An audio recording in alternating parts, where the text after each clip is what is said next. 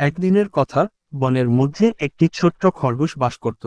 তার নাম ছিল ঝুমু। ঝুমু খুবই দুষ্টু ছিল, কিন্তু মনের দিক থেকে ছিল খুব ভালো।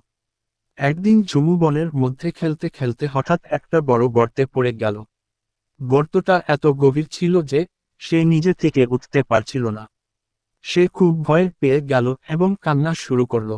ঠিক তখনই তার বন্ধু কাঠবিড়ালি টুম্পা সেখানে এসে উপস্থিত হলো। টুম্পা ঝুমুর কান্না শুনে গর্তের পাশে গেল।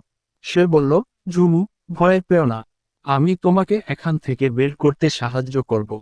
তারপর টুম্পা আশেপাশে থাকা আরও বন্ধুদের ডেকে আনল, পাখিটিয়া, হাতি বাবু এবং হরিণ রিমু।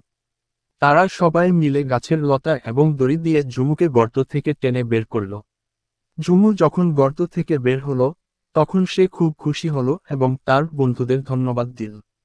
সে বলল, তোমাদের সাহায্য ছাড়া আমি কখনোই গর্ত থেকে বের হতে পারতাম না। তোমরা সবাই আমার প্রকৃত বন্ধু।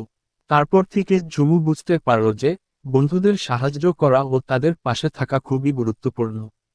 সেই দিন থেকে সে আর দুষ্টুমি না করে সবাইকে সাহায্য করার চেষ্টা করতে লাগলো।